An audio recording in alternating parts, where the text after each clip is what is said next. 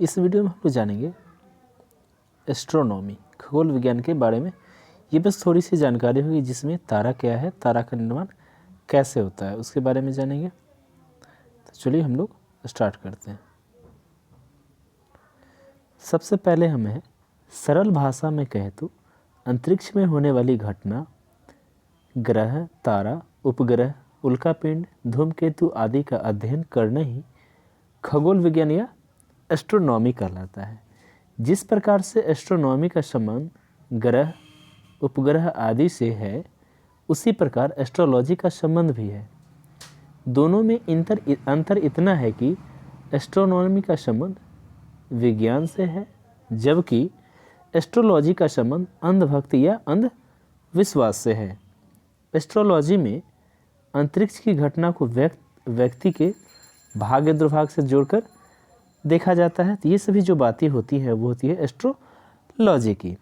Astronomy में विशेष रूप से गैलेक्सी, स्टार, तारों का निर्माण, ब्लैक होल, सुपरनोवा, तारों का रंग, light year, cosmic year, AU आदि क्या है, इसके बारे में विशेष रूप से जानना होता है। तो चलिए हम लोग इसे भी जानते हैं। तो पहले हमारा आता है आकाश गंगा, गैलेक्सी। हमारे सौर मंडल के साथ बहुत सारे गैस, धूल, अरबों तारे आदि के विशाल समूह को आकाश गंगा कहते हैं। हमारी आकाश गंगा का नाम मंदाकिनी मिल्की वे है। प्रत्येक आकाश गंगा में लगभग 100 अरब तारे, 100 बिलियन स्टार्स होते हैं। आकाश गंगा के सेंटर को बल्ज कहा जाता है। सबसे अधिक तारों की संख्या आकाश गंगा के बल्ज में ही होती है, बल्ग में ही होती है। ब्लैक होल की अधिक संख्या बल्ग में होती है। अगला जो पॉइंट है वो है मंदाकिनी आकाशगंगा सबसे नज़दीकी आकाशगंगा गैलेक्सी एंड्रोमेडा आकाशगंगा गैलेक्सी है।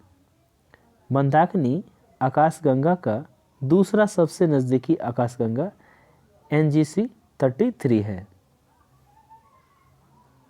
अगला जो हमारा पॉइंट है वो है 3 आकाशगंगा के समूह को क्लस्टर कहते हैं। आकाशगंगा का आकार स्पाइरल होता है।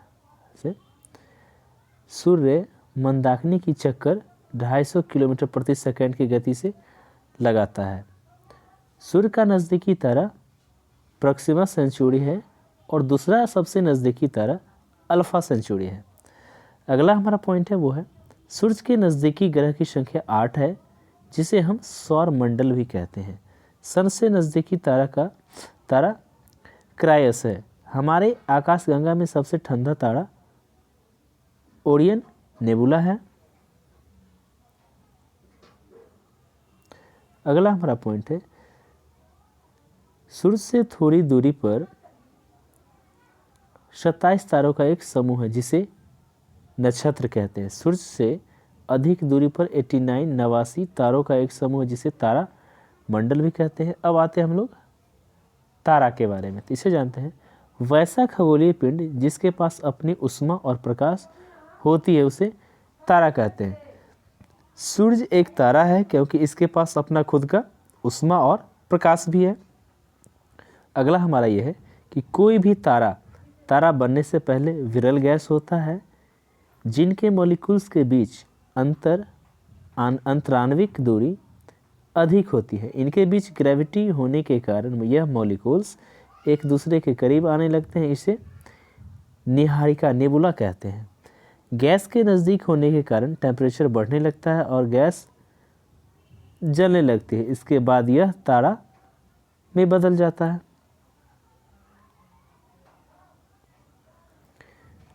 जब हाइड्रोजन में फ्यूजन होता है उसके बाद वह हीलियम में बदल जाता है, जो प्लाज्मा अवस्था में है और फ्यूल का काम करता है।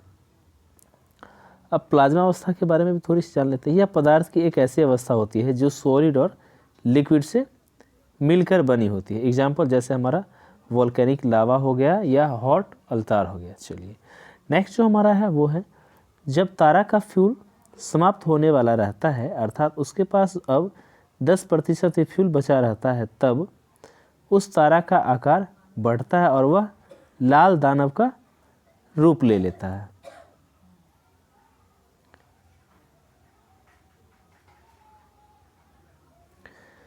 नोट थोड़ा सा पढ़ते हैं। जिस तारा का फ्यूल समाप्त हुआ है वह सूर्य से छोटा होना चाहिए, तभी लाल दानव का के बाद वह तारा श्वेत वामन और काला वामन बन जाता है।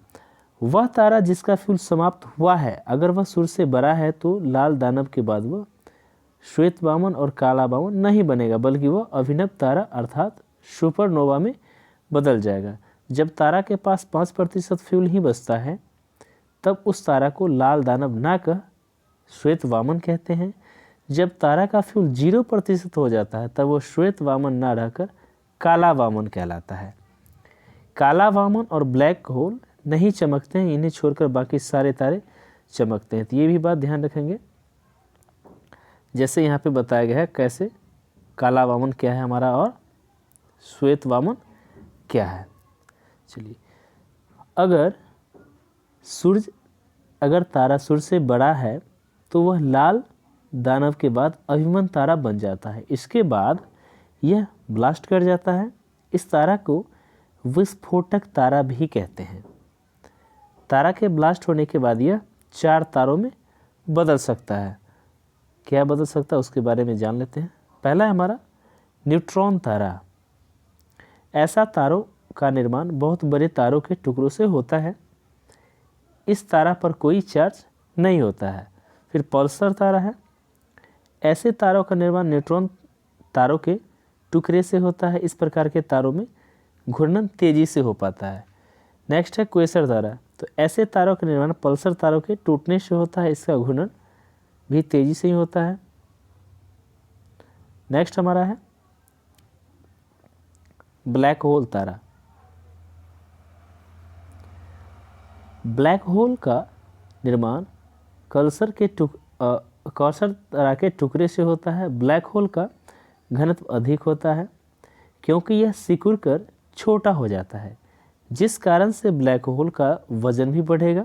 पूरी दुनिया में सबसे अधिक घनत्व ब्लैक होल का ही होता है। अब कलर्स ऑफ स्टार्स, तारा का जो रंग है उसके बारे में हम लोग थोड़ा जानते हैं।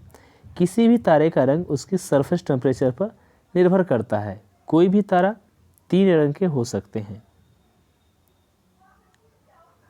जैसे हमारा लाल हो गया, श्वेत हो गया और ब्लू। तो जिसका सरफेस टेम्परेचर नॉर्मल होता है उसका कलर लाल रंग का होता है। लेकिन जिस तारा का सरफेस टेम्परेचर मिडल होता है, मतलब न ज़्यादा गर्म है न ज़्यादा ठंडा है, उसका कलर श्वेत होता है। लेकिन जिसका सरफेस टेम्परेचर हाई होता है उस तारे का रंग ब्लू हो जाता है। अब वैज्ञानिकों का क्या विचार हुआ भी हम लोग जान लेते हैं। टोल्मी नामक साइंटिस्ट ने कहा था सूर्य पृथ्वी का चक्कर लगाती है, जो आगे चलकर गलत साबित हुआ। कोपरनिकस ने कहा था सर्कुलर पाथ पर अर्थ सन का चक्कर लगाती है। इनके द्वारा बोली गई आधी बात सही साबित हुई, जबकि सर्कुलर पाथ पर चक्कर लगाने वाली बात गलत साबित हो गई। केपलर नामक साइंटिस्ट ने कहा था सूर्य का चक्कर पृथ्वी इलिप्टिकल पाथ पर लगाती है, जो कि आगे चलकर गैलीलियो द्वारा सही प्रूफ कर दिया गया, क्योंकि गैलीलियो ने टेलीस्कोप से यह सारी घटना को साक्षात देखा हुआ था। हबल के बारे में भी थोड़ा जान लेते हैं। यह एक एडवांस स्पेस टेलीस्कोप है जो स्पेस में छोड़ा जा चुका है। इस एडवांस टेलीस्कोप का नाम एडमिन हबल एस्ट्रोनॉमर के नाम पर रखा गया है। इस टेलीस्कोप से पता चला कि यूनिवर्स फैल रहा है। अब लाइट ईयर के बारे में थोड़ी सी जानकारी हम लोग रखते हैं। प्रकाश वर्ष, एक साल में जितनी भी लाइट पृथ्वी पे आने में जितना समय लगाती है वो प्रकाश वर्ष कहलाती है। एक साल में लाइट के द्वारा तय की गई दूरी प्रकाश वर्ष कहलाती है। एक लाइट ईयर बराबर मतलब कि 365 डेज का होता है। कॉस्मिक वर्ष जो होता है, ब्रह्मांडीय ईयर, सन जितने टाइम में गैलेक्सी का एक चक्कर लगाती है उस समय को कॉस्मिक ईयर कहते हैं। और 1 कॉस्मिक ईयर जो होता है हमारा 25 ईयर के इक्वल होता है। एस्ट्रोनॉमिकल यूनिट, खगोलीय इकाई जो होती है, सूर्य और पृथ्वी के बीच एवरेज डिस्टेंस को एस्ट्रोनॉमिकल इकाई कहते हैं। इसे एयू से कहते हैं, एयू से सूचित करते हैं। जैसे इसका 14.96 किलोमीटर डिस्टेंस हो गया, जो यदि करोड़ में बात करें तो अबाउट 15 करोड़ के आसपास।